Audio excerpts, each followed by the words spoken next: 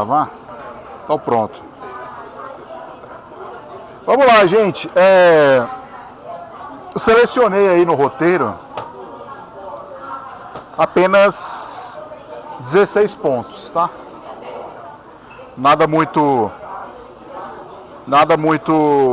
exagerado, nem também pouco demais, né?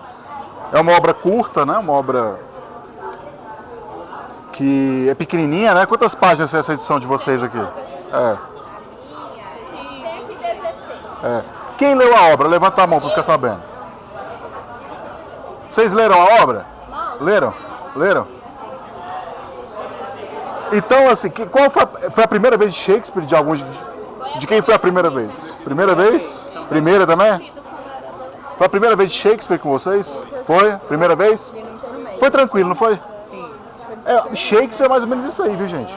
Vai mudar, assim, um pouquinho mais de página, um ou outro trecho mais rebuscadinho, mas é isso aí, né? Porque teve um pessoal que falou comigo no grupo antes, falou, é muito difícil, não vou conseguir ler. Eu falei, como é que... Shakespeare, acho que dessa sequência de livros, é o mais tranquilo. Tanto é que eu resolvi colocar o Shakespeare, agora em abril... Porque era poucos dias, né? Pouco tempo, e minha faculdade ainda dá tempo de eu acelerar. Entre Nietzsche e Sartre, né? Para dar uma... E dia 23 de abril agora, né, é aniversário do Shakespeare, né, que por coincidência é o meu também, né? Então 23... Você tem a mesma idade que eu. Pois é, vamos pensar nisso. 23 de abril. O dia do É o dia do Shakespeare, né? É o dia do livro, né? Por incrível que pareça. Né? com você. Que isso. Você nasceu no dia certo. Então, gente, aí eu falei, cara, eu vou colocar em abril então um Shakespeare, né? Em homenagem, né? Sim. E até também para pegar um outro tipo, né, de leitura, né?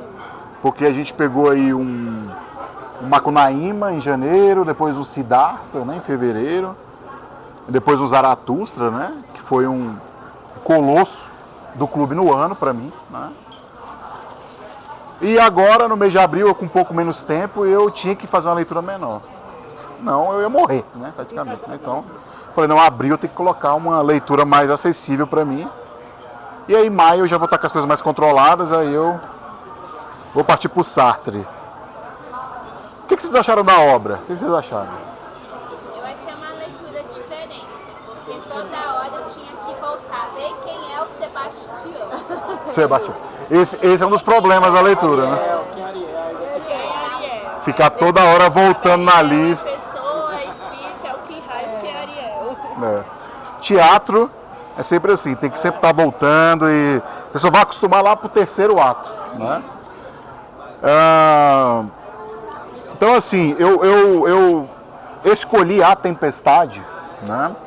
Eu poderia ter escolhido Otelo, eu poderia ter escolhido Hamlet, O Sonho de Noite de Verão. Sonho de Noite de Verão, né?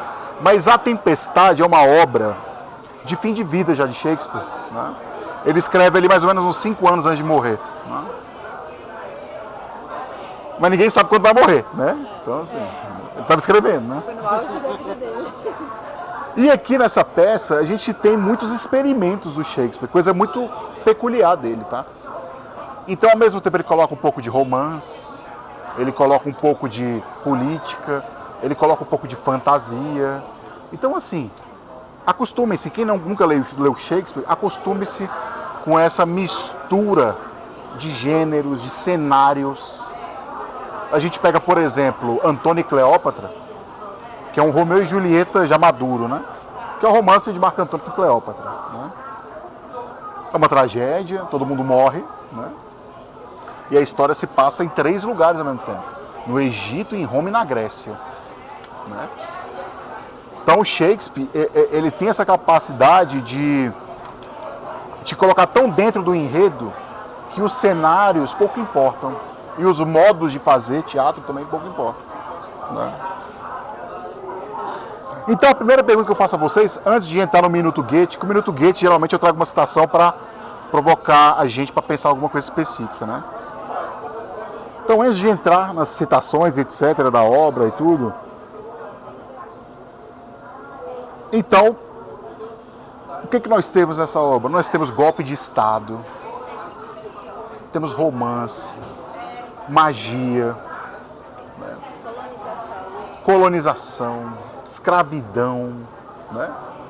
Temos a questão da relação de pai e filha, que é uma relação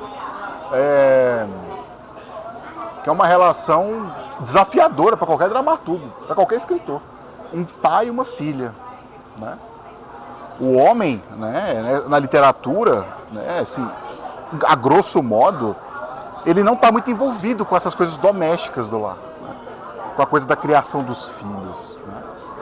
Quando a gente passa, por exemplo, por obras da tragédia grega, por exemplo, ou da comédia grega, nós vamos ver que as mulheres ficam muito reféns à vidinha doméstica, né? A vidinha de cuidar dos filhos, de estar nessa relação mais próxima. Enquanto que aqui o Shakespeare coloca pra gente já uma situação diferente, né? Pai e filha, né? Tem uma adaptação para o cinema agora, de 2000 e... Nos últimos 10 anos tem um filme chamado A Tempestade, que é uma adaptação do Shakespeare. É aquele que você mandou ali? Não, aquele lá que eu mandei é um do teatro. É a peça mesmo, a peça. Tem um filme que gravaram nos últimos 10 anos aí, que já colocam a mãe e a filha. A mãe e a filha. Parece um pouco mais confortável trazer mãe e filha do que pai e filha, né? Então é A Tempestade, até recomendo a vocês o filme. É de 2011 ou 2012, uma coisa assim, tá? Então é isso, acostumem-se com Shakespeare. Quando vocês tiverem que... Para quem não leu, foi a primeira vez, eu acho que foi um momento de quebrar. Foi um momento de quebrar um pouco o medo, talvez, uma expectativa falsa que tinha. Para aqueles que achavam que era difícil, agora ficou fácil, né? E tragédias gregas, para quem nunca leu, é mais ou menos nesse tom aí também. As comédias gregas também nesse tom também, tá? Então vamos lá, vamos para o Minuto Goethe, então, né? Depois dessa primeira reflexão, para a gente saber como é que é a obra, né? Olha a citação que eu trouxe para vocês do Goethe, né? Ó, eu trouxe aqui o Goethezinho, né? E trouxe aqui o Shakespearezinho, ó. Ó o Shakespearezinho. Esse aqui eu comprei lá no teatro dele, lá em Londres, né? Bonitinho, né? Gracinha, vai passando para olhar, vai passando.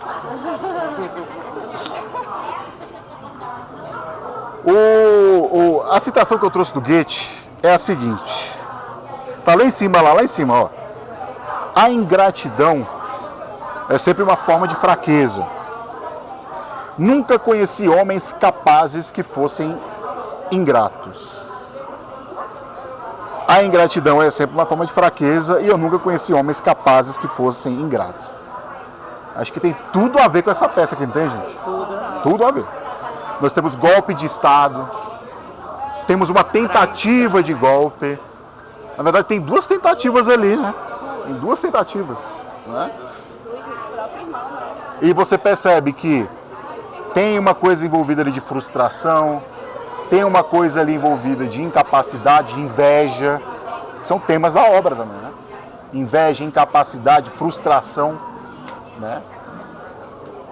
Então eu acho que essa citação ela casa bem, né, com o que nós vamos tratar daqui para frente.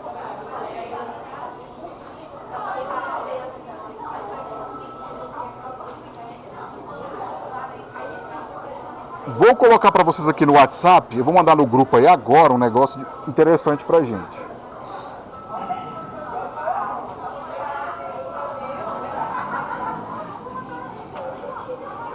Mandar agora lá.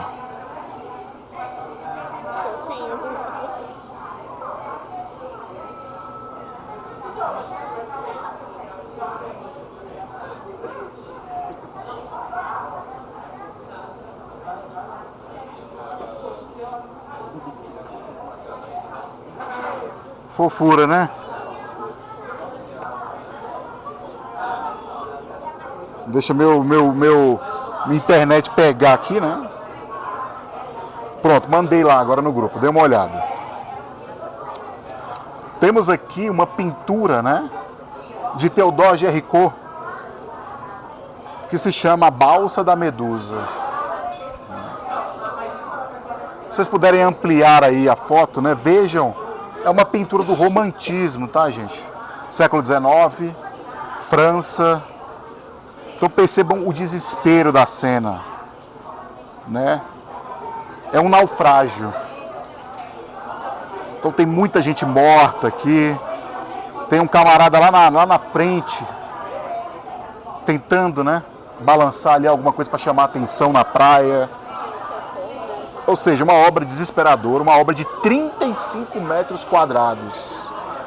7 por 5. Está lá no Museu do Louvre, em Paris. Né? E aí, de que se trata essa história? Eu coloquei aí. Né? Olha só. Em 1816, a fragata oficial Méduse, enviada pela Marinha, né, do rei Luís XVIII, né, foi enviada para o Senegal e acabou encalhada na Mauritânia por erro do capitão. Oficiais abandonaram então 147 pessoas numa balsinha improvisada para salvar o governador e a elite. Após 13 dias de fome e canibalismo, apenas 15 sobreviveram. O horror virou o maior escândalo político da monarquia francesa, imortalizado na denúncia artística do Géricault, que está lá no Museu do Louvre. Né? Então pensem, essa aqui já é a ambientação do começo da peça, né? A tempestade, o desespero completo, né? Aquele momento em que os cargos, as autoridades já não fazem diferença mais. É um momento em que a morte iguala todo mundo. A morte iguala todo mundo. Vamos lá então. Essa foi uma ambientação aí já de pintura pra gente, né?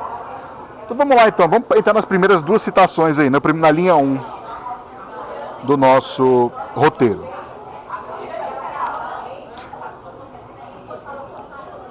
Vamos lá, a primeira aí é a letra A aí na linha 1. Vamos lá. Relâmpagos e trovões. Entra Ariel. Na hora que você lê Ariel, você pensa que é uma mulher, né?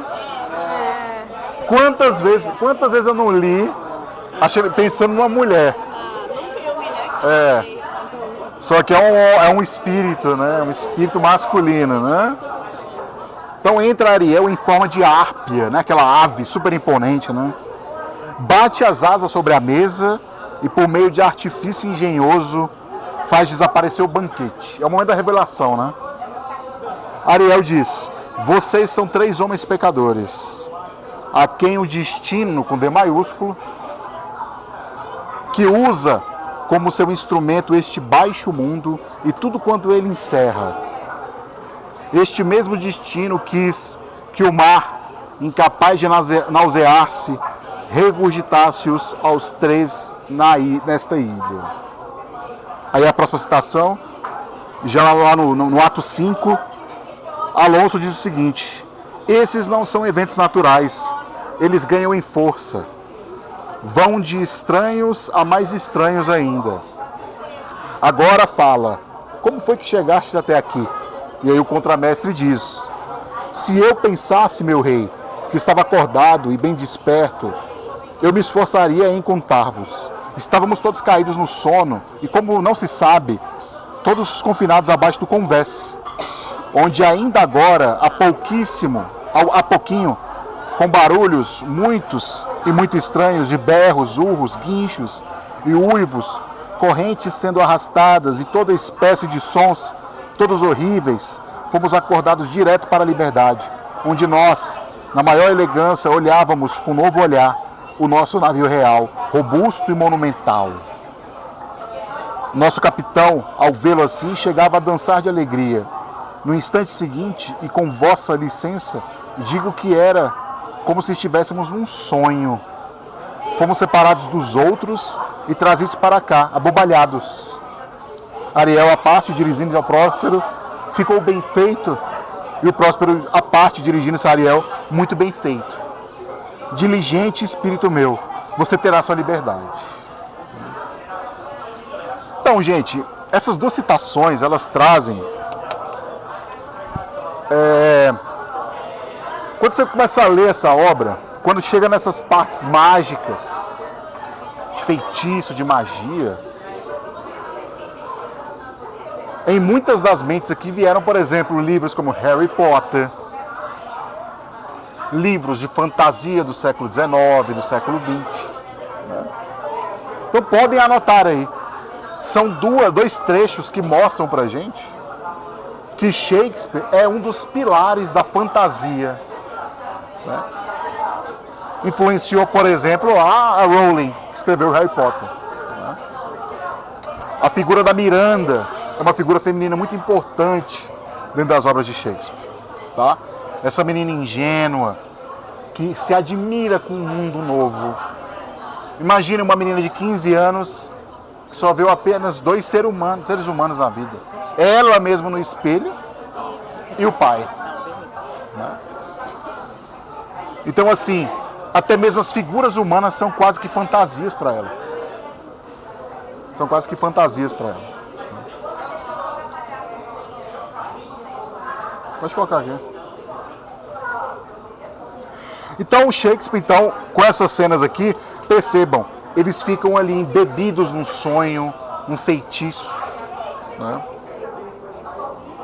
Então é um dos pilares aí da fantasia moderna, tá? Eu confesso que eu tive um pouco de dificuldade em identificar o que seria Ariel.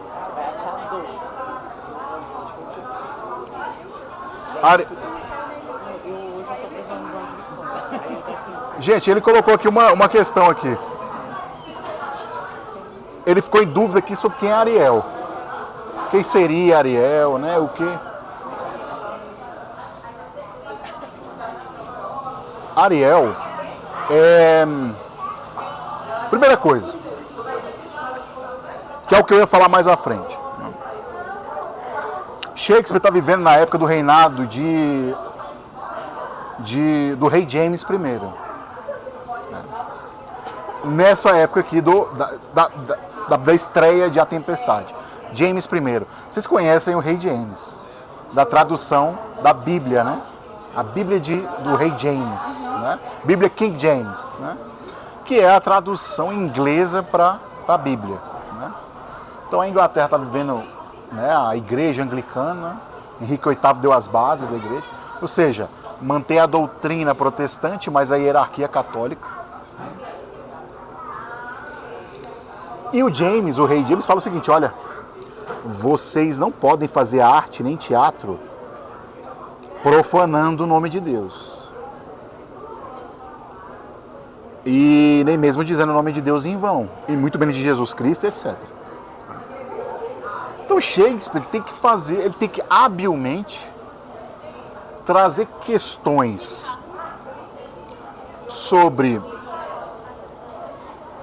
solenidades da vida civil, como o casamento, a morte, o nascimento, os amores, os comportamentos sociais, a moral, etc. O Shakespeare tem que moldar tudo isso, para ser palatável ao público, compreensível, mas não não chegar ao ponto de profanar, por exemplo, a doutrina cristã. Eu vou chegar lá, né?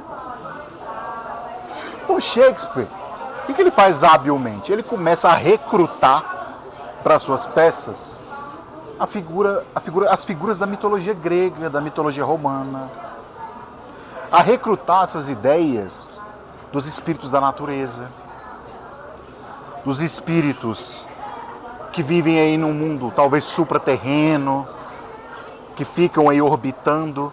Então vai entrar a figura, por exemplo, das ninfas, as deusas vão aparecer, a deusa Juno, a deusa Hera, né? Então Shakespeare tem que começar a se municiar de elementos da natureza, mágicos da natureza, espirituais da natureza, para dar um tom que sacro, divino, para toda essa confusão humana que está acontecendo ali. Então quando você pensa, peraí, por que Shakespeare não está... Ele está vivendo numa Inglaterra cristã, né? Por que ele não fala da bênção, por exemplo, de um padre em relação ao casamento dos dois jovens, da Miranda e do Ferdinando? Por que ele tem que trazer a bênção de duas deusas da mitologia, trazida pela Íris, né? Do arco-íris, né? A íris com essas cores, né? Então a resposta a você sobre Ariel é isso. É uma dessas forças naturais, desses espíritos que estão aí, né? Que é muito comum da mitologia. das mitologias, né? Você falou do Harry Potter, eu me lembrei do Sempre, porque o Sempre, inclusive, tem o Shakespeare como um personagem, e fala que ele interagia muito com esse mundo. Foi designado pelo homem dos sonhos, né? O sonho para que ele fosse um homem que traria essa dimensão para o mundo humano, né? E faria, por meio das suas peças, ele seria inspirado para poder trazer essas verdades e esse entretenimento também, né? Então, mostra bem essa dimensão que ele tinha também no Sempre. É interessante isso. Uhum. Então, assim, Ariel seria então essa coisa da natureza, esse espírito, né? Que foi até porque a história de Ariel é uma história muito interessante, né? Ela é um espírito a história de Ariel, do Ariel, né? Recrutado por uma bruxa, né? Que é a mãe exatamente lá do Caliban, né? Que é um sujeito, né, deficiente, que tem alguma malformação, né? E que essa é uma discussão muito importante da obra, né? A questão do capacitismo, a questão, né, de... Tanto que a Miranda até fala, ele não é humano. A Miranda fala, pai, ele não é humano, porque a figura de humano que ela tem é quem? Ela no espelho e o pai, né? Então acho que deu pra matar, né? Então, assim, o Shakespeare ele tem que se adequar às normas daquela época, e aí ele tem que... E ficaria muito estranho, né? Para uma obra com uma mentalidade cristã trazer espíritos. Pensem, quanto que ficaria estranho. Né? Eu imaginei como algo que tivesse a propósito daquele desejo que ele tinha, né? Uhum. Que era de alguma forma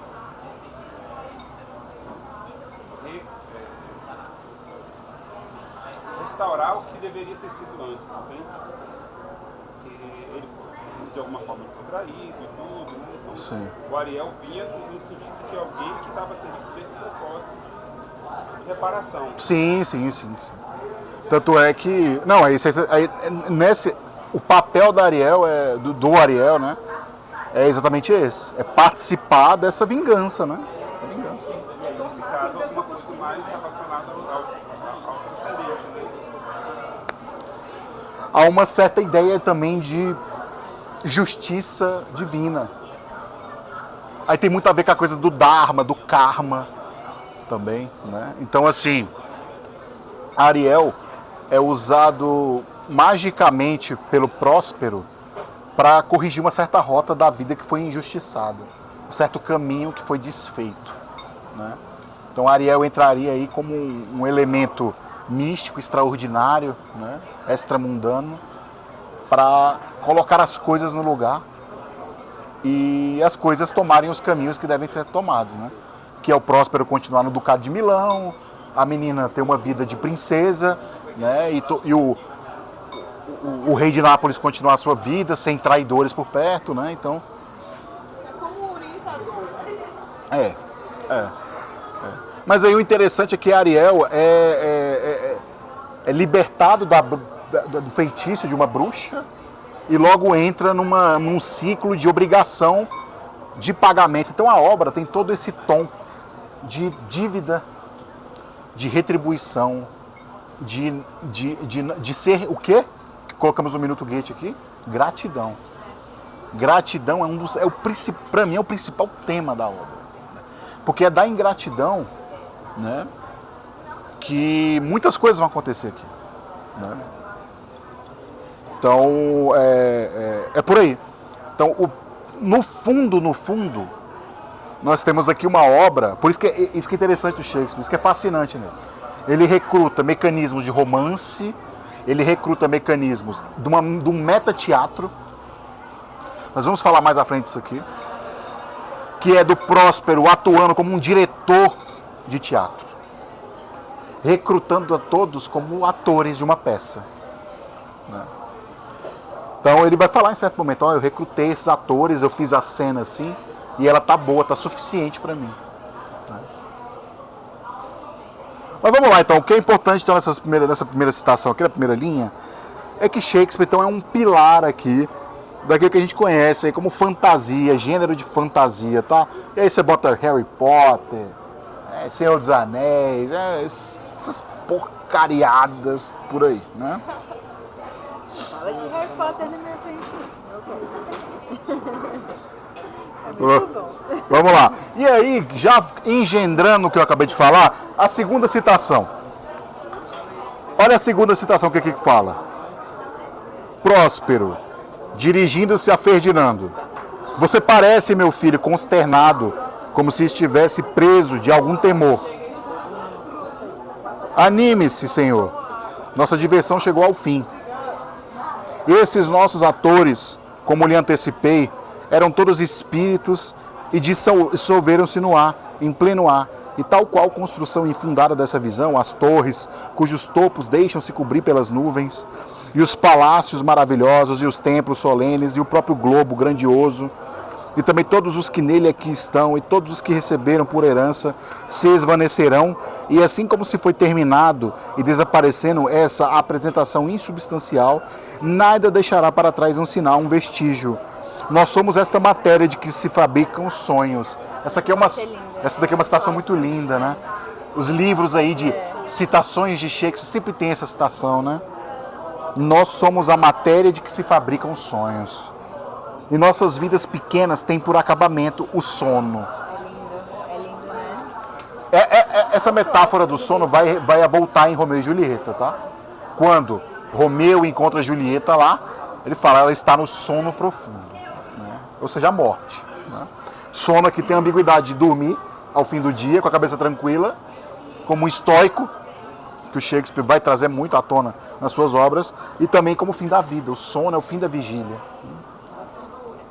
Sono eterno, sono profundo, né? Então aqui nós temos exatamente, olha só, marquem ali, ó, na terceira linha lá, ó.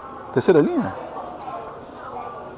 Cadê? É a penúltima do sonho. Não, na segunda linha lá, ó. Esses nossos atores, como lhe antecipei, eram todos, ou seja, ele está atuando, ele está dirigindo toda uma cena. Tanto é que a última fala da peça é de quem? Dele. Como diretor. Ele vem terminar, né? Ele vem, né? Como o estilista que vem no final do desfile, né? Ele vem para receber as palmas. O final é lindíssimo. As duas últimas linhas da obra são nada mais, nada menos do que uma paráfrase ao Pai Nosso, né? A oração Pai Nosso. Fiz tudo isso, todas essas ofensas. Assim como eu perdoei as suas ofensas, perdoem também as minhas ofensas. Porque para fazer essa rota de correção aí, né? Esses desajustes de injustiças, crueldades, violências, né? Tem que ser feita alguma também, uma incorreção para... Né? Então a obra tem todo esse cunho moral de ajustar, de dar às pessoas aquilo que é devido realmente a elas, né? Então coloquem aí, então, Próspero, então ele atua como um dramaturgo, e o Shakespeare faz do teatro aqui metateatro, tá? É Shakespeare fazendo teatro, falando de teatro, né?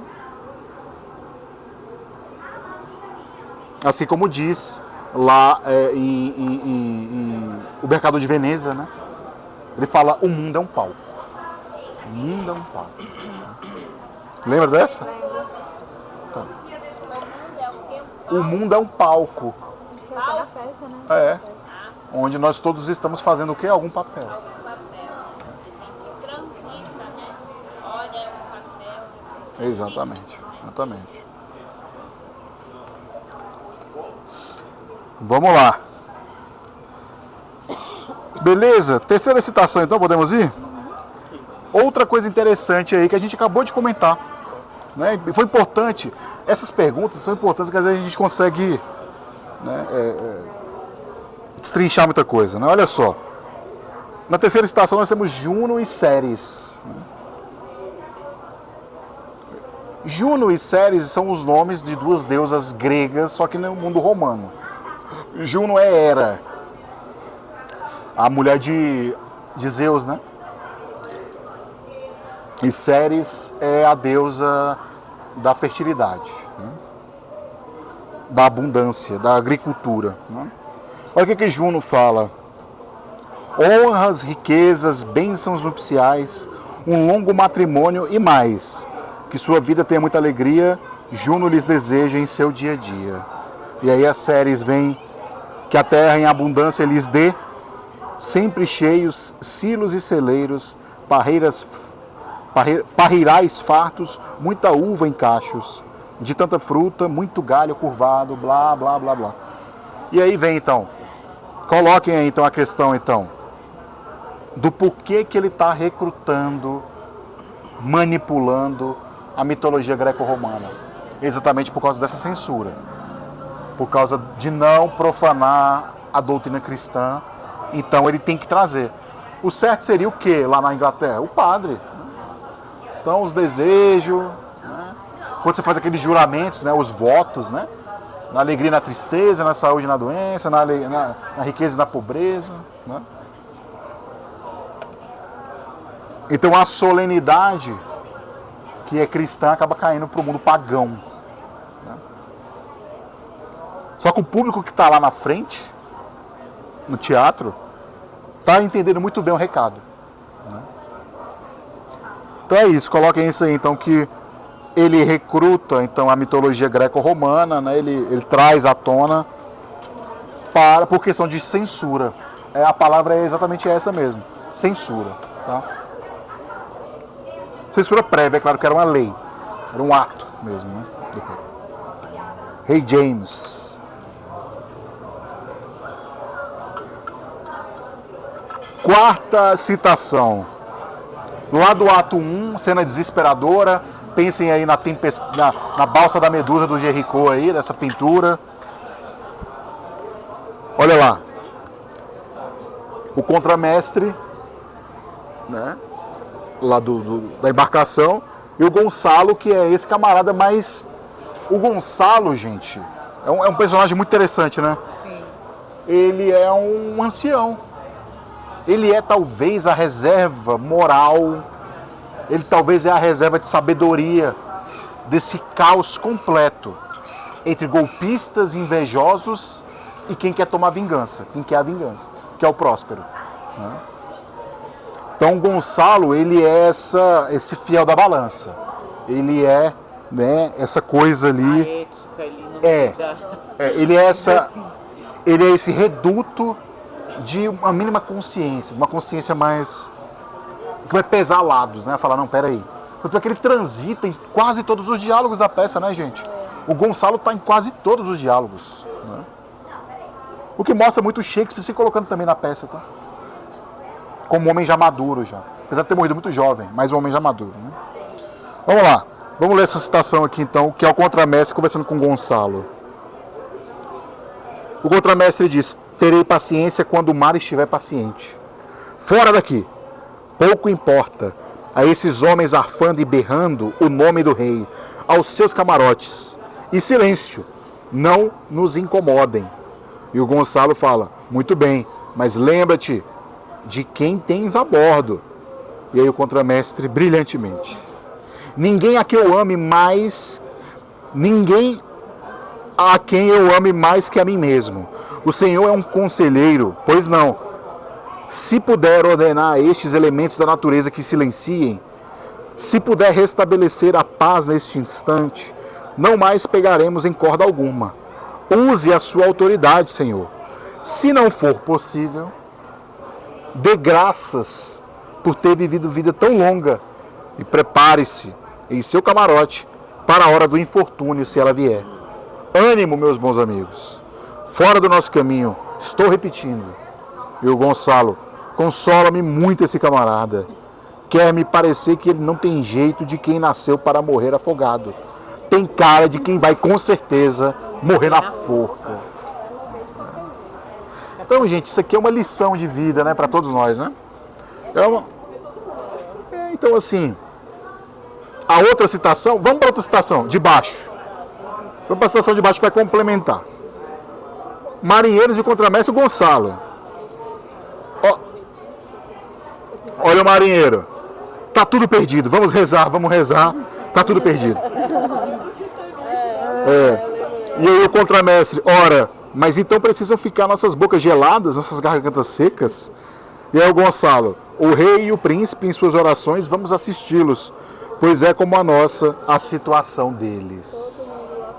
Ou seja, Não vai escapar ninguém. Nesse momento aqui. nesse momento, a morte igualou todo mundo. E outra coisa interessante também, toda autoridade, todo poder tem limite. Tem limite. Ah, eu sou Alexandre o Grande. Seu limite, meu amigo, é a tua vida biológica. Você não será eterno.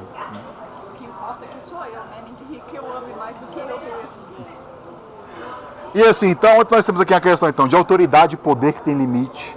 A morte iguala a todo mundo. Naquele momento, cara, naquele momento ali que você está, por exemplo, sei lá, sendo internado, que você passa mal, você não lembra de onde você veio, você não lembra de nada. Você só quer sobreviver. Você pode ser rei, você pode ser a rainha da Dinamarca, não interessa. Né? Nesse momento aqui, é igual estar bêbado, né? Um dedo na garganta resolve bastante. Né? Não importa, né? Se você é a Juliette do Big Brother, né? Ou um Gari. Né? Então, não interessa. E aqui assim fica marcado também, em algum momento da obra, não sei se foi na nota ou nas notas ou no texto mesmo, que tem a questão da realeza, do sangue azul. Então nesse momento aqui, isso não existe mais. Porque sempre na obra eles se colocam como superiores. Sim, Naquela sim. época eles já nasciam bons porque eles eram da nobreza. Exatamente. Caliban mal porque eram Filho de uma bruxa, deformado, né? É, a obra que você trouxe traz bem isso, né? Todos aqueles foram sacrificados. O Titanic, né? na obra, exatamente. Exatamente. Ali isso é muito claro. Vocês estão percebendo as inspirações, então, né? Sim. Essas inspirações estão aí. Todos esses caras são de língua inglesa. Eles beberam dessa forma. Imaginem, gente. A gente aqui não lê Dom Casmurro na escola. A gente não lê Memórias Póstumas, Alta Compadecida. Esses caras leram Shakespeare. Esse tipo de esquema de enredo já está na mente deles. É a questão de Romeu e Julieta, o amor proibido, famílias que se odeiam. Né? Isso já está. O Harold Bloom, um grande crítico, né? Ele fala que Shakespeare criou o homem. Criou a ideia de homem. So, Shakespeare foi colocando ao longo de sua obra e que depois isso foi sendo levado de geração em geração. Tanto é que 23 de abril, dia de São Jorge, dia de nascimento e morte de Shakespeare, dia do livro, dia também de morte de Cervantes, tá? Para Inglaterra é feriado, porque São Jorge é o padroeiro da Inglaterra. Né? E dia 23, então, é o dia do bardo também, o dia de Shakespeare. Então, assim, dia 23 de abril para a Inglaterra é um dia muito importante. Eu achei uma coisa bem interessante, porque ele fala assim, né? O rei e o príncipe, em suas orações, vamos assisti-los. Né? Então, assim, ele coloca, ele inverte essa coisa, né? Não é vindo da realeza para nós, é de nós para a realeza. Vamos Exato. assisti-los também. Né? Então, ele quebra essa hierarquia, mas de uma maneira diferente. Exato.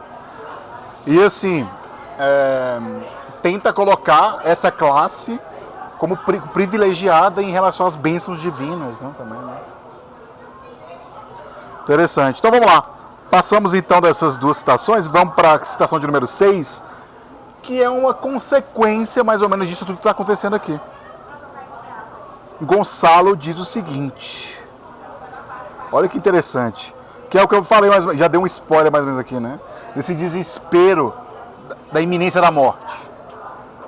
Agora eu daria mais de 100 mil milhas de mar por um acre de deserto, ou de charneca infindável, ou de tojo amarronzado, ou de qualquer coisa que a vontade divina seja feita, mas eu ainda teria preferido morrer de morte seca. Pode ser, cara. Gente, aqui a gente tem aqui um corolário, uma consequência disso tudo que a gente discutiu aqui agora, né? O dinheiro não compra tudo. O dinheiro não compra tudo. Então, você não vê, por exemplo, vamos pegar um exemplo aí da vida real. Pega, por exemplo, lá o apresentador Faustão, né? O Fausto Silva.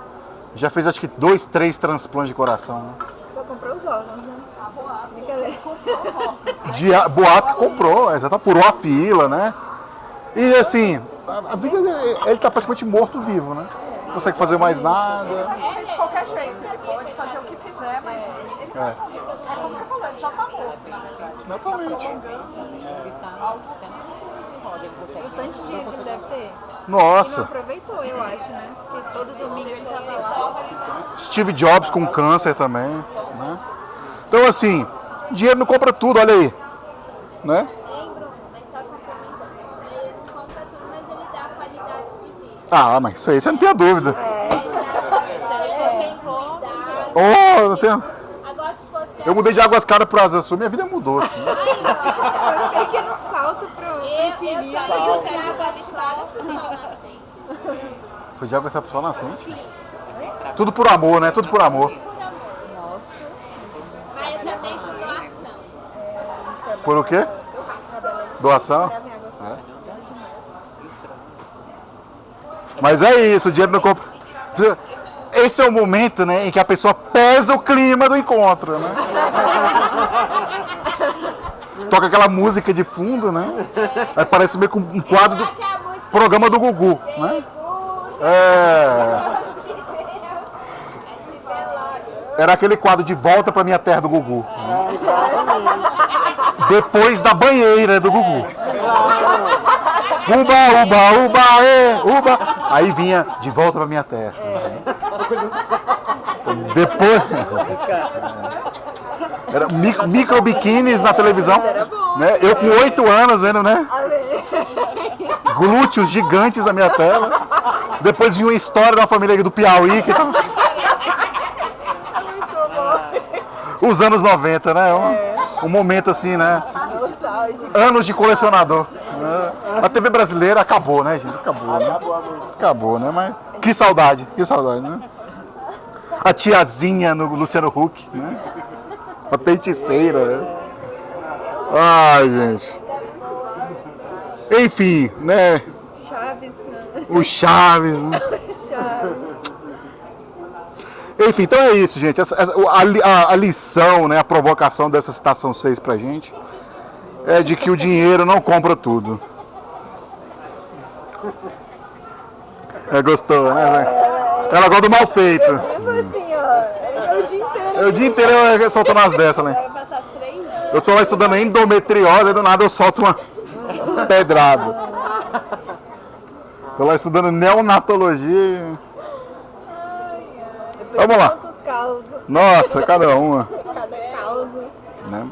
Vamos lá então para a citação 7. Vamos ver agora Miranda, né, no seu estado puro. Lá no começo da obra Miranda. Né? É uma citação que faz referência à pintura que eu mostrei para vocês, tá? Ela meio que, se a gente pudesse colocar lá como uma parte da plaquinha de A Balsa da Medusa lá no Museu do Louvre, né? Acho que seria interessante, né? Eu daria um bom curador de museu, né? Eu acho, né? Vamos lá. Miranda. Se através de sua arte, meu querido e amado pai, o Senhor colocou as águas selvagens nesse rugir, abrande-as. O céu, ao que parece, estaria derramando um betume fedorento se não fosse o mar, que galopando sobe até a conturbada face do firmamento e a coice termina com o fogo de seus relâmpagos. Sofri eu, meu pai, com aqueles a quem assisti sofrendo. Um navio esplêndido, que sem dúvida trazia em seu ventre nobre criatura, e arrebentado em pedaços. Então aqui a Miranda, no seu estado bruto, 15 anos de idade. É um cálculo perverso que eu fiz durante a obra, porque não fala isso, né? Fala que ela... Eu tinha 3 anos e... Então são 15 anos, né? Então eu cheguei aí, né? Então aí nós temos a questão da empatia, né, gente? Ou como o pai dela, a questão da compaixão, né? Então você te compadecer, de você ir em direção ao sofrimento do outro. Uma coisa muito rara hoje em dia, né? Muito rara, muito rara. Hoje em dia nós temos na psicologia essa história da empatia, né? Que eu sou um pouco contra, né? Eu prefiro o reconhecimento. Porque a empatia, ela me parece ser um caminho de vai e volta. Eu vou lá, eu me coloco no lugar e volto. Então você prefere a gratidão. Eu prefiro o reconhecimento, a ideia de reconhecimento. Eu já falei isso já pra vocês, né? Figurinha carimbada nos meus encontros, sempre, né? Faz parte da minha formação, né? O reconhecimento ele é uma ideia filosófica que visa superar a ideia de tolerância. O que é a tolerância? Você é diferente de mim, você até me desagrada, mas eu vou dar um pouco da minha companhia, eu vou permitir que a minha individualidade conviva com a sua. Pois é, um dia eu ouvi muito de um indígena que dizia isso. Tolerância é uma palavra que eu não aceito, porque ninguém quer ser tolerado. Porque tolerância dá uma ideia de que você aceita a contragosto, né? Ela dizia, eu quero ser respeitada, eu não quero ser tolerada. Uma indígena falou isso, não foi? Um indígena, né? Então, a ideia talvez de reconhecimento, porque a tolerância é isso, eu vou tolerar o que é diferente de mim, uma coisa a contragosto e depois eu volto pro meu quadradinho. É uma ideia tipicamente liberal. Uma ideia que está lá nas cartas da tolerância de John Locke, por exemplo. Eu não vou te matar, mas também não vou aceitar também, né? Eu acho que a resiliência seria uma postura emocional de você tolerar, né, gente que você detesta o tempo todo, né? Seria mais ou menos você aguentar a contragosto, conviver, né, no seu ambiente de trabalho, como acho que a maioria que convive, né? Eu também vejo que a empatia tem que Tá, tem.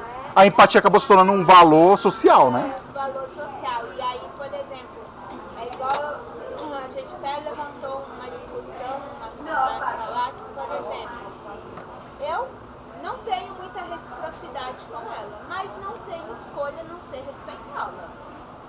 Uma criança, por exemplo, eu posso não ter reciprocidade com aquela criança, porém ela não sabe elaborar isso. Mas eu, enquanto adulta, eu sei. Sim. Então, assim, você tem que ter mais empatia, gente. É desumano demais você forçar o outro a uma coisa que não tem encaixe básico, né? Então, eu acho fantasioso a empatia e tá super assim, ó. Tem que ser empático. Eu acho que a gente tem que ser respeitoso e tolerante. Seria a questão do reconhecimento seria muito mais apropriado e válido, racionalmente falando, de crescimento de realmente eu tolerar, mesmo eu não tendo reciprocidade. A empatia é uma troca de interesses também. Também, né? Então, assim, também. A pessoa, você não tem empatia por mim, mas você não faz por onde, né? Então, e aí acaba a pessoa usando isso contra você. Ou querendo se aproveitar de você de alguma maneira. Vocês estão percebendo então que desses papos, a ideia de empatia e a ideia de tolerância parece ser algo muito individualista. Algo de uma postura muito personalista. Não, eu vou tolerar essa pessoa, né? Eu não concordo com as coisas dela, eu não gosto do jeito dela, mas eu vou tolerar, né? E dependendo da situação, eu vou me colocar no lugar dela, numa situação muito específica de dor, de sofrimento, vou me colocar no lugar dela, vou entender cognitivamente isso e vou tentar fazer dessa nossa relação proveitosa por algum momento, né? Que é, por exemplo, assim, você, por exemplo, estar com uma pessoa que você não gosta e saber que ela perdeu um ente querido. Você vai ter a empatia de falar, não, já perdi um ente querido, sei como é que é a situação, nesse momento a minha guarda baixa para eu ir em direção ao outro, ir lá e oferecer condolências, né, e tudo bem, né? Salvar a pessoa, Mas percebam que é um movimento muito de ioiô, de vai e volta. Eu vou lá, saio do meu mundinho, vou naquele mundinho, vou lá e volto.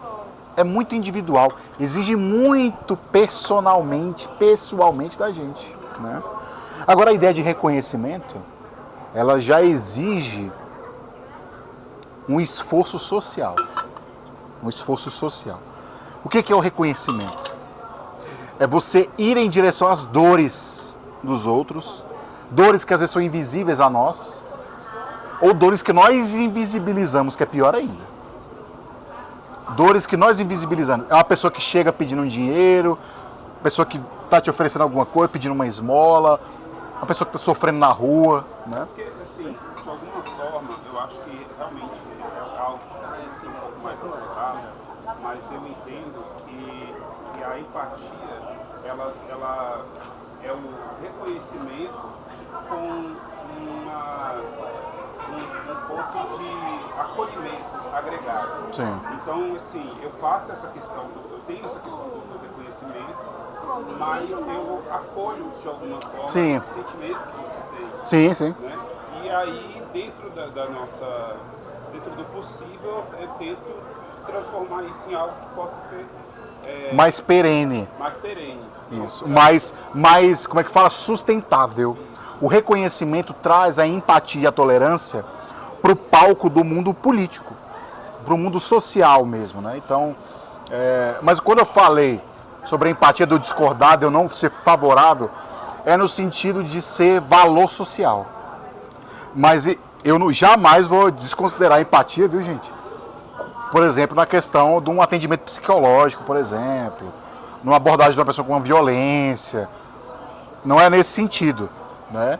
É no sentido que as pessoas hoje em dia estão colocando a empatia como um valor, né, societário, né? E que é equivocado na sua fonte, né? Porque ele tende ao quê? A um esforço individual de me colocar no lugar do outro. Nunca é assim. Chame o seu colega e sua família e se coloquem no lugar. Não é assim. É sempre assim, coloque-se no lugar do outro, para entender as dores daquele, puder ajudar e depois volte para o seu mundinho, sabe? Então, enquanto valor social, eu acho que é falho.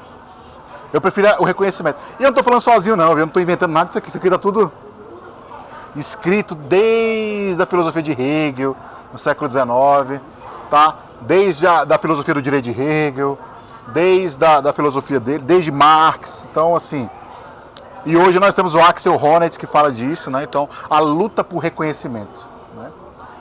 O que é a luta por reconhecimento? A luta desses grupos sociais minoritários, oprimidos, que precisam ser vistos pela sociedade e não são vistos. Cigano. Empatia, né? Vai para além do que você tem empatia. Exatamente, Não vai é? muito além. Que são, por exemplo, políticas sociais, mudança de Porque a muito mais. Porque a tolerância, por exemplo, ela faz parte das políticas negativas. É porque a tolerância, assim como essas, traz o valor para quem está tolerando, né? Não para quem é tolerado. Enquanto que o Coloca o protagonismo no agente. Isso. Para quem merece, né? Para outra pessoa. Então, se eu tolero, eu sou boa. E tolero apesar de você não merecer. Exato. Então, se é um reconhecimento, eu estou reconhecendo o valor que existe no outro. Exato.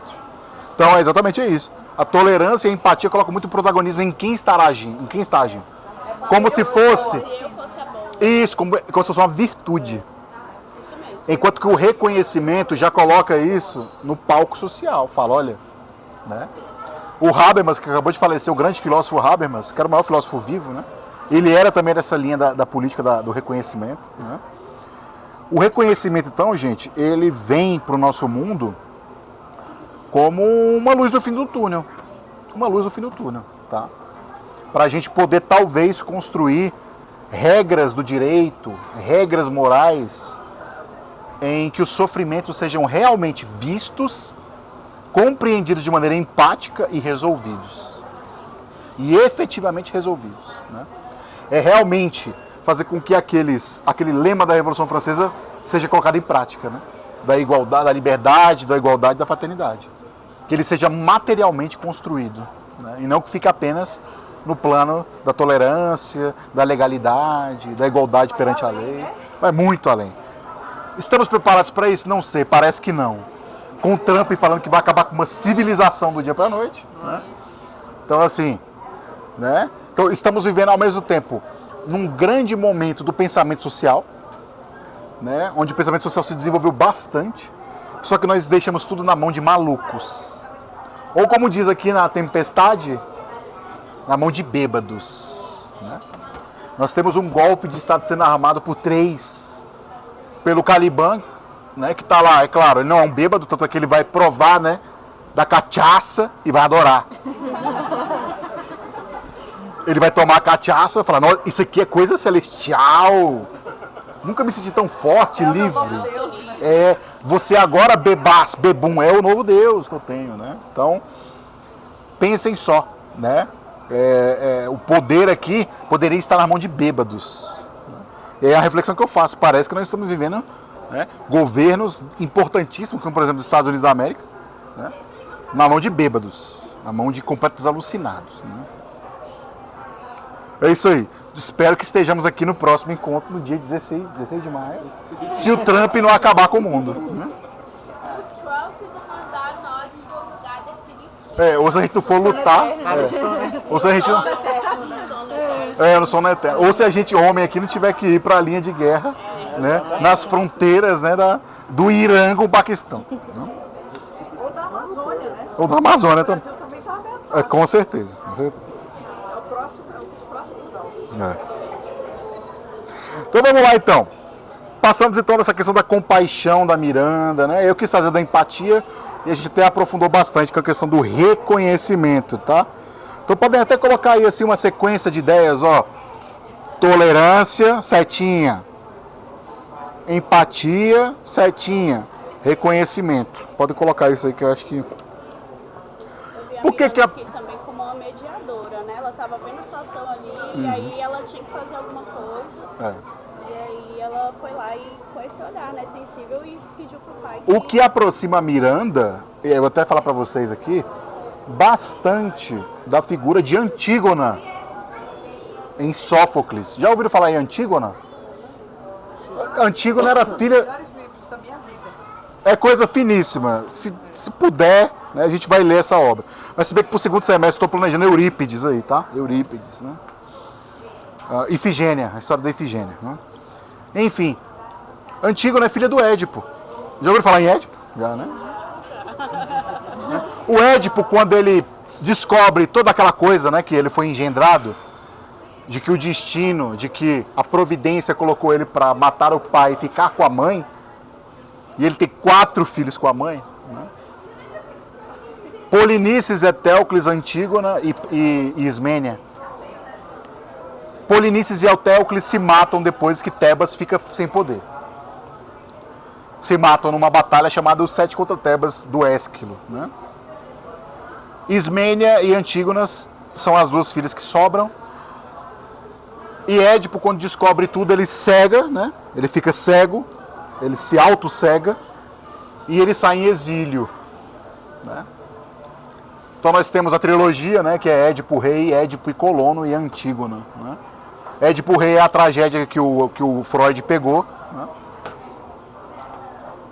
Aí nós temos Édipo em Colono, que é exatamente a cidade que ele chega depois no exílio. E ele sai de Tebas acompanhado da sua filha Antígona. Antígona tem cerca de 12 anos. Né? E Antígona vai até com ele e fala, eu vou com você, pai. E aí no final de Édipo em Colono, o Édipo se mata. Né? E Antígona volta para Tebas. Tebas agora está nas mãos do tio. E o tio casa com a mãe dela.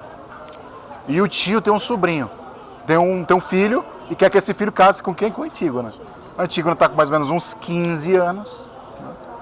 E Antígona fala, olha, pera aí, o cadáver do meu... Quando ela chegou, né? O cadáver do meu irmão, que morreu agora aí, ele não foi enterrado. Por que ele não foi enterrado? Tem que enterrar o cadáver do meu irmão. E aí ela vai recrutar todo o tradicionalismo, né? De que a morte iguala a todos, de sepultar o irmão. Por que um irmão foi agraciado com as honras de Estado e o outro não foi? Então Antígona fica mediano entre o direito natural e o direito positivo. Ela fica ali. E ela, infelizmente, vai ter que entregar a sua vida para poder enterrar o irmão. Ela enterra o irmão contra uma lei, um decreto do tio dela. Ela expõe para todos esse absurdo que está sendo construído na cidade de Tebas, e ela vai presa e ela morre. E o namoradinho também morre junto nessa daí, né? Então, Antígona e Miranda tem muito a ver, né? Apesar da Miranda, né, sair bem da história, né? Mas a Miranda, ela me parece ser aí esse centro gravitacional, né? Que está o tempo todo ali entre o novo mundo e o velho mundo. O novo mundo e o velho mundo. Um admirável mundo novo. O mundo das descobertas, né? Da América, das grandes navegações, da ciência se desenvolvendo, de Francis Bacon na Inglaterra, desenvolvendo a ciência, né? Copérnico na Polônia, desenvolvendo, né? Os 2 sistemas máximos de mundo. Né? Então, assim, a Miranda, eu aproximo ela bastante aí da Antígona, tá? Então vamos lá, vamos para a citação de número 8. O Próspero, vamos lá. Olha o que diz o Próspero. Meu irmão e meu tio, de nome Antônio, é que ele está contando a historinha, tá? Do golpe. Peço-te que prestes atenção, pois que um irmão pode ser a tal ponto pérfido. Ele, a quem depois de ti, minha filha, era a pessoa que eu mais amava neste mundo, tanto que eu coloquei a administrar o meu estado, que naquela época era notoriamente, dentre todos os ducados, o melhor, e Próspero, o mais importante duque, tal sua reputação de dignidade. E nas artes liberais, sem paralelo, nelas tendo depositado todo o meu interesse e dedicação. O governo eu deixei para o meu irmão, e de meu estado fui ficando estrangeiro, arrebatado e absorto que estava em estudos secretos. Teu falso tio, estás me ouvindo no que estou te dizendo? Ou seja, gente, aqui ele está contando, né, as raízes desse golpe de Estado. Né? E aqui não tem como a gente não convocar um grande pensador moderno, né? Quem? Qual pensador nós podemos recrutar aqui? Da política. Diga, cara. Maquiavel. Ponto. Parabéns. Nicolau Maquiavel. O Maquiavel ele tinha uma lição no Príncipe, né? A grande obra O Príncipe. Ele falava lá, o príncipe, o governante. Ele tem uma única arte que se preocupar. Não é esse negócio de arte liberal aqui, não. Retórica, dialética, aritmética. Astronomia. Isso não é real. Isso não é real. O real é gente querendo pegar o teu poder. Então, se tem gente querendo pegar o teu poder, a única arte que um príncipe tem que se dedicar é a arte da guerra. Não perder o poder. É a arte da guerra. Anotem isso aí, anotem isso aí.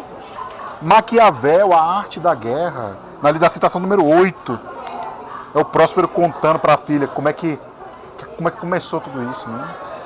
Ele ficou lá preso no quartinho dele estudando, que nem o Bruno, com 20 anos, né?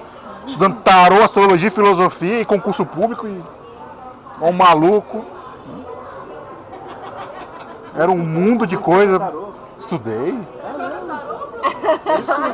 Você estuda? Legal. Vixe, eu sou astrólogo, né? Eu também, né?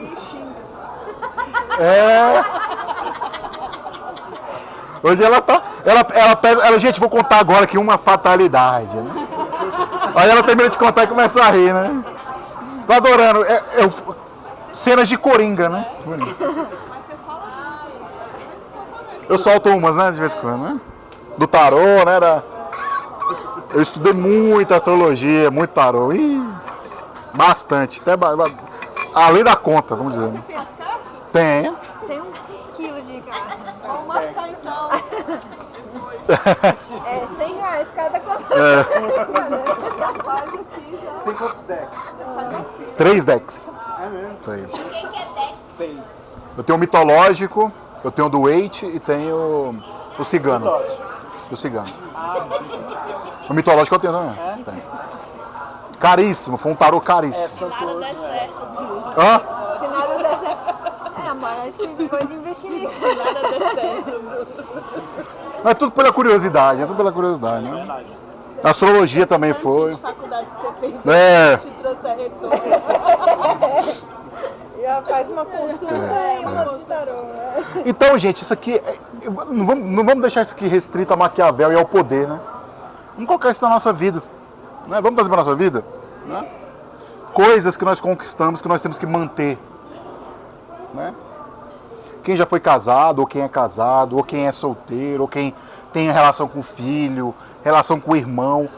Cara, coisas que nós conquistamos, nós temos que nos dedicar a manter. Nós temos que nos dedicar a manter. Se a gente deixar alienado a um outro, nós vamos perder aquilo. Vamos perder.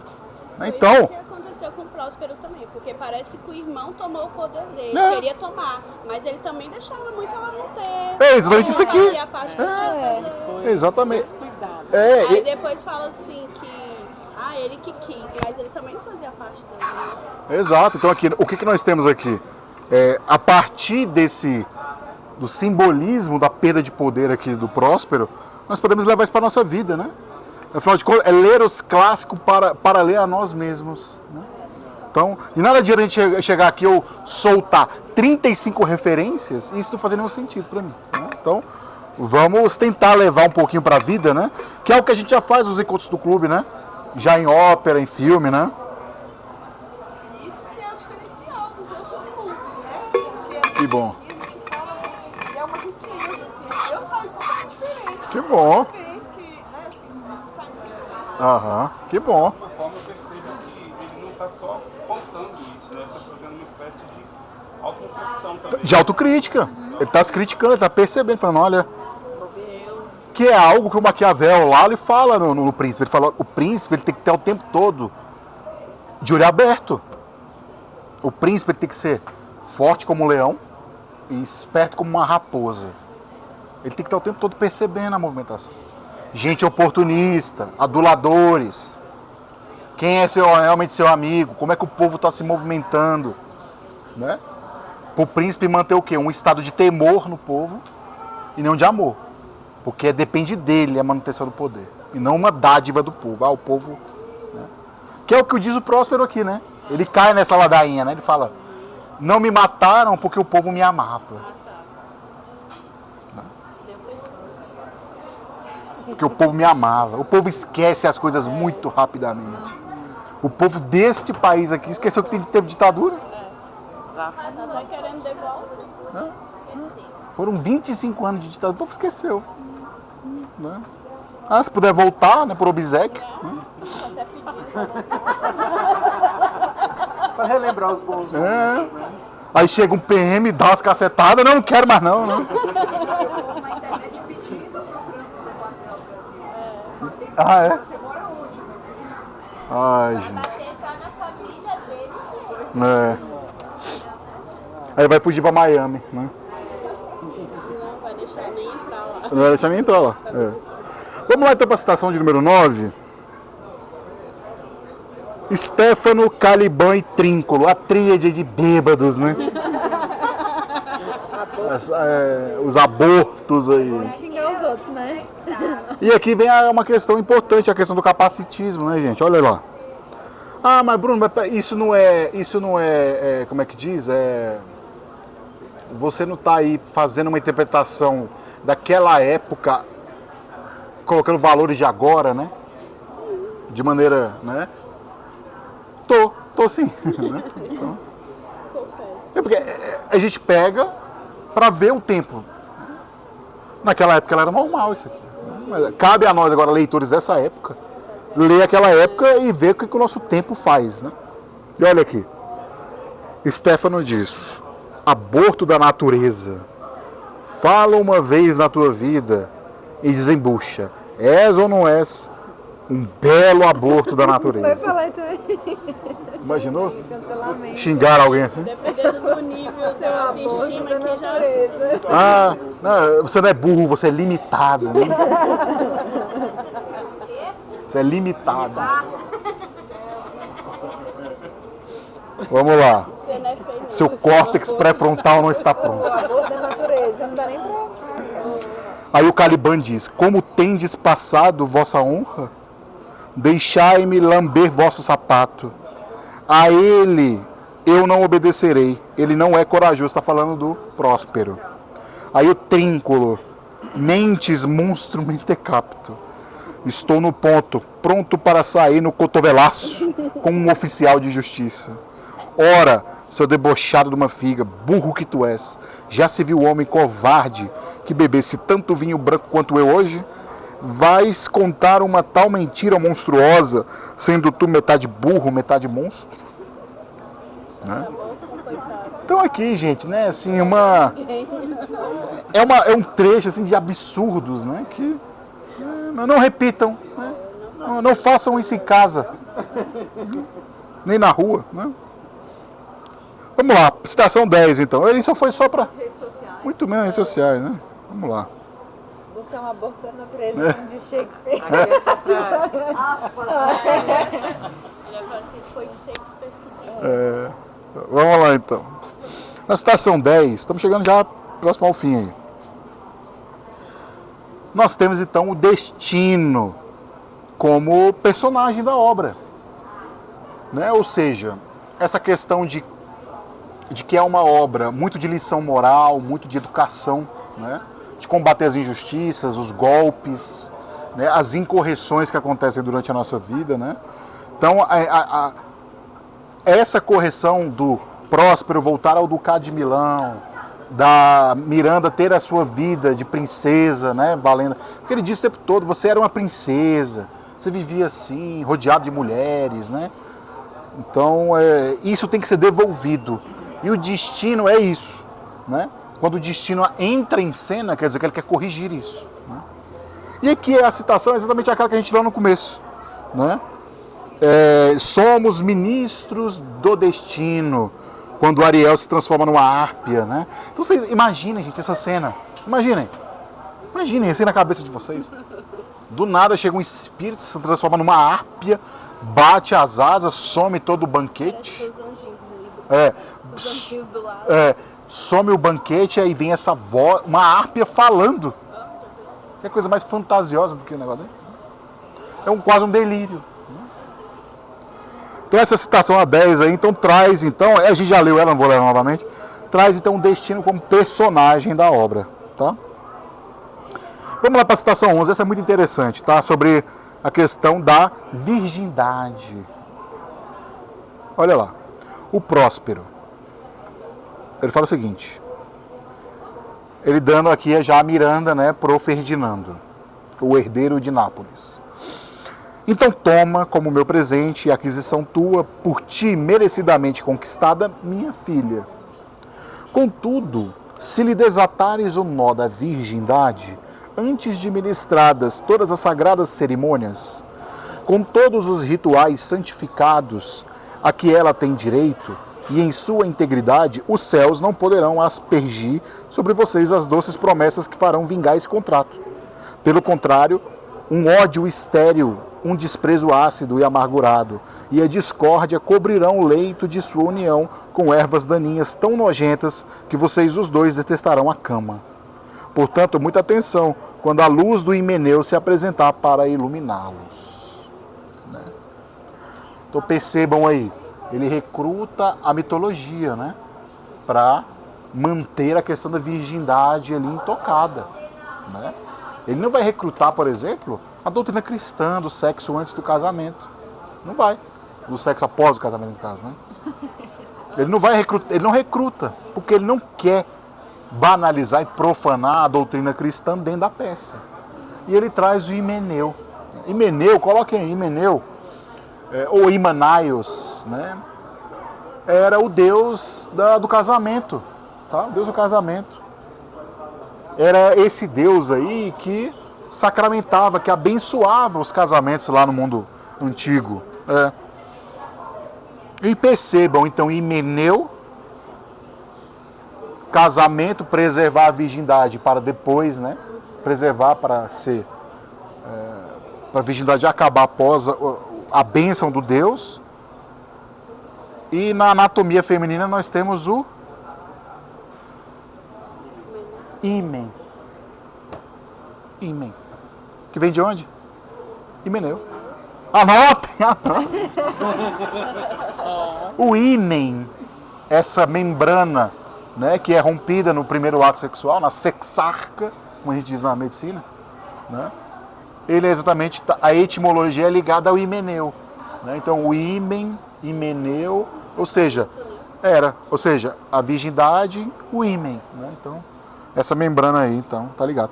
Então aqui nós temos uma questão, então, do tradicionalismo, né? Da virgindade, ou seja, o Shakespeare agindo mais ou menos aqui como um doutrinador, né? Um doutrinador aqui. Um cara que está preocupado, né, com o público que está assistindo ele. Conservar a moral e os bons costumes. Isso, um recado para a época. Sexo Ó, apenas após o casamento. Shakespeare, vamos falar a verdade, Shakespeare que já era um diretor consagradíssimo, né? O Teatro Globo dele lá em Londres já era famosíssimo, era um dos lugares mais requisitados, né? Então assim, ele já era um empresário, um grande empresário, né? Então ele já não queria mais problemas para a vida dele, né? Então, é isso aí, então. Vamos lá, então. É isso que eu queria falar com vocês, a questão da virgindade, contextualizar, né, a questão da mitologia dentro do contexto da censura cristã que acontecia lá na Inglaterra anglicana, né, da igreja anglicana, né? Então, é isso.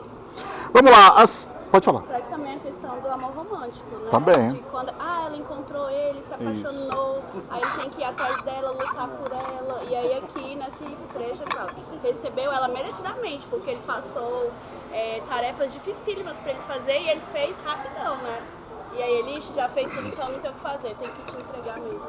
O que já tem aí uma... Quando o amor... Exatamente, o que já tem aí muito do que o Shakespeare fez ao longo de sua vida, né?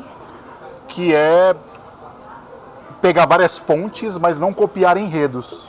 Ele não copiava os enredos, né? Ele pegava de uma fonte aqui, de uma fonte ele juntava, sentava ali e montava uma história. E esse tipo de preciosismo, do merecimento, da donzela, vem muito do que? Dos romances de cavalaria, dos romances medievais, né? Então, a gente viu muito isso, né, também lá no Lohengrin, na ópera, né, que discutiu. Então é isso, podem colocar aí também que tem um fundo, né, de romance de cavalaria, tá? De merecer a donzela, né? E é claro, aqui temos uma questão também aqui de idealização da mulher, né? A mulher está idealizada aqui. A Miranda é esse exemplo de uma pessoa imaculada em relação ao mundo. O mundo, tanto é que a citação, não vamos chegar na citação dela, né? O que o pai fala em seguinte é mais sensacional do que o que ela fala para mim. Então vamos lá. O Próspero. Vamos lá, o Próspero. Citação 12. Né? O Ariel vai começar a falar, né?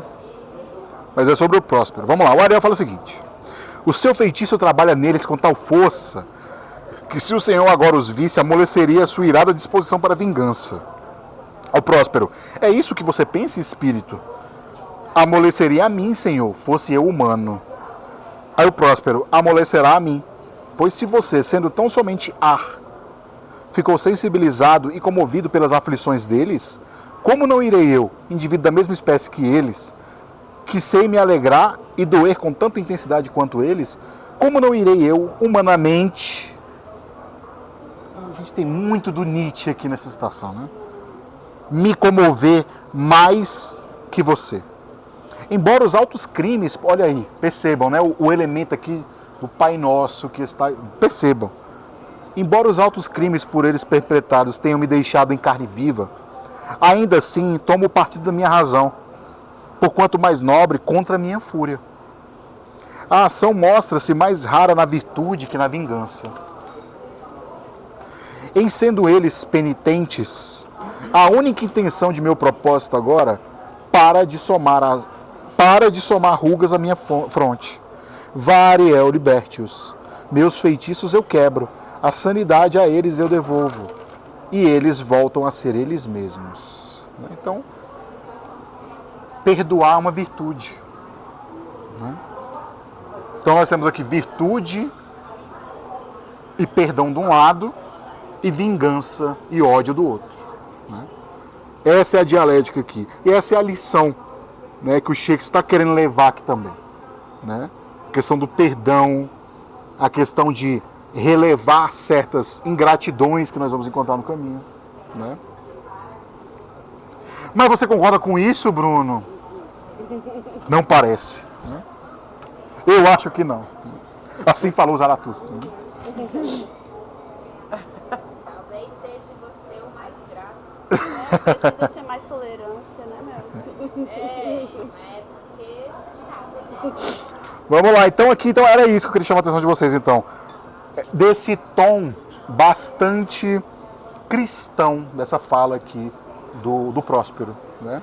Apesar dele chamar todas essas o espírito de Ariel, blá blá blá, percebam que o pano de fundo ele é bastante cristão, né? E percebam agora na próxima citação o que o Próspero fala do Gonçalo. Que bonito, o que retoma lá o Minuto Goethe, lá a citação que nós trouxemos. O Próspero diz na citação 13: Ah, meu bom Gonçalo, meu verdadeiro defensor e cavalheiro leal para com aquele a quem tu segues, eu te pagarei pelo total de teus favores, com palavras e com atos oficiais. Né? Exatamente, então, uma gratidão, gente. Né? Porque a gratidão é, como eu falei para vocês, esse tema enraizado aí na peça. Né? E nós temos vários momentos de ingratidão na peça. Do Antônio, que é o irmão dele, contra ele. Do Sebastião contra o irmão, né? Contra o rei de Nápoles. Né? E até mesmo Ariel. Ariel também está ali numa situação de ingratidão. Ele salvou Ariel lá preso numa árvore, numa casca de árvore. Né? Ah, mas ele está ali escravizando Ariel. Não, ele... Para mim ali prender um espírito. Escravizar espírito. Você escraviza uma pessoa, né? Caliban sim é um escravizado, né? Era espírito. Mas talvez o livro dele não daria, que ele até joga fora, talvez esse livro, por exemplo, permitisse ele controlar. Porque assim, o Ariel passa a impressão que ele não está muito confortável também de ficar fazendo... Não está, não. Toda hora ele faz questão de chamar a atenção, né? E a minha liberdade? Vai vir quanto que vem? Eu vou fazer, mas assim... Então, quando ele chama essa questão da humanidade, para mim, assim, é um ponto importante, porque ali é que define se o próximo... Aí ele fala, não, eu também sou de boa, eu também vou ter essa bondade que você... Que ali ele poderia falar, não, eles... E uma coisa interessante... Uma coisa interessante a notar aqui é que o Próspero, ele está tão cego de vingança que teve que ser um espírito a humanizá-lo. O espírito que veio falar, olha, eu acho que tem que parar com isso, né? Acho que agora é a hora de parar com essa vingança. Acho que já chegou no limite, né? Então ele fala, você que não é um ar, você é um ar, um elemento do ar aí, que flutua, né? Você se sensibilizou como que eu, que sou de carne e osso, que me alegro e me entristeço, não vou sentir o mesmo, né? Então também está aqui no fundo como pano de fundo, o arrependimento, né, gente? A culpa, a má consciência. Elementos que nós já coletamos na discussão de Assim Falou Zaratustra, né? Dessa moral de rebanho. Né? O quanto que a má consciência, a culpa, ela é um elemento de controle. Né? Igual o Foucault fala, né? Tá, exatamente. Boa, muito boa. Pega aqui. Vamos lá, citação 14, então. Linda essa citação. Miranda, quando ela vê aquele tanto de homem chegando ali na praia, pessoa nunca viu aquilo, né? A Miranda fala, que maravilha, quantas criaturas graciosas temos aqui. Como são belos os humanos, que admirável mundo novo, onde tem dessas pessoas magníficas. E aí o pai... Para ti, sim, ele é novo. Será que o Huxley pegou o livro daqui? daqui? É daqui. Porque influenciou, né, o Aldous Huxley a escrever Admirável Mundo Novo. Né? Então, para ela, o mundo é novo, é admirável. Mas para o pai traído, usurpado do poder... Uma coisa é ser usurpado do poder por estranhos, outra coisa é pelo próprio irmão. Tema que o Shakespeare gosta bastante. Né? Vejam Hamlet, né, por exemplo. Né? Há algo de podre no reino da Dinamarca. Né? Então o mundo para ele já, para esse traído, é velho. É um mundo já cheio de coisas não admiráveis. Mas isso é interessante, porque tanto o espírito do Ariel quanto ela admiram, mas eles não sabem o que eles são. Eles não têm essa noção da história, eles não viram o que eles fizeram. Exato. Então, eles estão naquela. O que a gente chama de epoquê, né? Que é aquela coisa do novo, de você ter um olhar fresco para coisa. Exato. Mas ele não, ele tem aquele olhar que sabe quem são aquelas pessoas, né? Exato. Não tem o espanto, né? Eles, para eles o espanto é admirável, é novo, e para ele aqui não é. Muito bom, muito bom. Tá aí a referência para vocês, né? Digam lá, né? Admirável mundo novo, disse a Miranda no ato 5 de A Tempestade. Vai ficar chique, né? Vai ficar chique. Se não for para se exibir, a gente nem vem, né? O negócio é... Causar um impacto. Exatamente. E olha que coisa interessante também o Gonçalo aqui, né? Estamos nas últimas duas citações. O Gonçalo, olha o que ele diz. Uma lição pra gente, tá? Diz o seguinte, o Gonçalo. Será que Milão foi obrigado a sair de Milão para que sua descendência viesse a trazer reis para Nápoles? Alegrai-vos com uma alegria além do comum e celebrai-a em ouro puro, em eternos e monumentos pilares. Em uma viagem, Claribel, que é a filha, né, do rei de Nápoles, a irmã do Ferdinando, encontrou seu marido em Tunis, hoje capital da Tunísia, né, onde era Cartago. Né? E Ferdinando, seu irmão, encontrou uma esposa onde ele mesmo estava perdido. Próspero reencontra seu ducado em uma pobre ilha. E nós todos reencontramos a nós mesmos quando nem mais éramos donos de nossas vontades. Vocês acham que tem uma lição de moral aqui pra gente?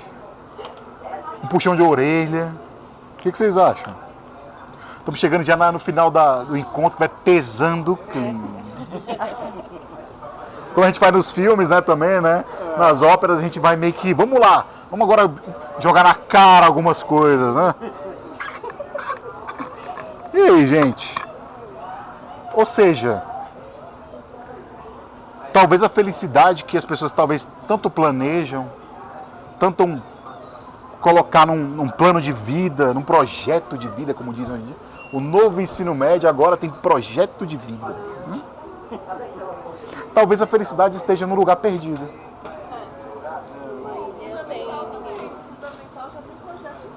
Já tem também. Olha aí. Vocês já estão programando os menininhos. Sim, é interessante e a gente volta também um pouco naquela questão do apego, né? O apego às suas crenças, o apego às suas conquistas, o apego a tudo aquilo que você acha que é relevante. Quando você deixa de lado, você começa a reconstruir a partir daí. Exatamente. Em um momento confuso da vida, a gente pode ter uma felicidade, pode dizer. E também, assim, apesar de toda a controvérsia que aconteceu, todos os problemas, tem uma ideia, tipo, do final feliz, né? É uma ideia de final feliz. Apesar de ser uma comédia sombria, Tipo né, assim, deu esotérica. certo, acabou que tudo deu certo, tudo encaixou. Nas categorias de Shakespeare hoje em dia, peças históricas, tragédias, comédias e comédias sombrias. A Tempestade entra nessas comédias mais sombrias, né? Então eu acho que fica aí essa provocação pra gente, esse tapa na cara, né? Talvez planejar um momento de felicidade lá na frente, talvez não seja, né? Pode não acontecer. O Trump pode jogar uma bomba atômica. Aí você tá aqui agora com essa galera aqui, ó. Pô, nós somos privilegiados, tá? Nós somos privilegiados de estar aqui, né? Esse aqui é um momento de felicidade pra mim, né? Então, assim, esse lugar onde vidas se encontraram é um momento de felicidade, né? Aí você vai esperar, não, eu vou terminar o meu doutorado, eu vou... Aí nunca é feliz. Aí vai lá e corta a tua bolsa. Né? Ué? É sacanagem. Ótimo, cara. Ai, Pode acontecer. Vai, que negócio. Pode acontecer, né? Do nada eu não ganho bolsa. Do nada. Aí tem que bater panela na rua. Vender brigadeiro. Na frente do CNPq lá. Eu quero terminar meu doutorado. Tá 6 anos fazendo doutorado. Escrevendo sobre, né, o conceito de substância Aristóteles. Né? Não vai chegar em lugar nenhum com essa porcaria. Política pública de bolsa de estudo. Exatamente. Aí corta o seu bolso. Então é isso, gente. Não tenhamos dó dos bolsistas. Né? Vamos lá, então. Então é isso. Então, a felicidade talvez esteja aí numa ilha, está perdido. A felicidade talvez esteja aí. Você está quase engasgando aí, né? Céu azul. Eu sempre achei que tava na praia. Então. Então, tem gente que pensa assim, não, a minha vida vai ficar melhor quando eu aposentar. Ih, ninguém quer andar com a gente. Se você. Aí o papo é, se você aposentar. Se. E quando a gente envelhece, ninguém quer andar com a gente. Jovens é difícil. É a idade, Depende, se você for começamos a aproveitar. Se você paga. Se você for um velho da lancha, né? Se você for rico É. às vezes. Ah, eu não preciso de ninguém não, vou ter uma enfermeira comigo. Mas ninguém se prepara pra velhice. Ninguém se prepara pra velhice. E vamos pro epílogo então. O epílogo é a última citação do nosso encontro. O Próspero, né? Ele diz um monte de coisa, blá blá blá blá blá blá. E ele fala: assim como vocês obtêm perdão por seus pecados, eu posso, com suas indulgências, ser libertado.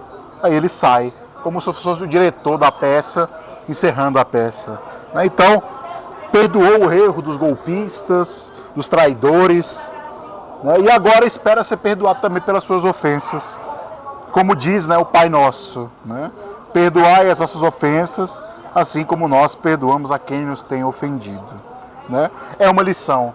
Né? A ingratidão pode ser superada pelo perdão, pela compaixão, né? Por tudo isso. Né? Mas é interessante que ele foi com a força necessária para retomar o que era dele, né? Mas sem a vingança exacerbada. Ele não matou ninguém, não tirou nada de ninguém.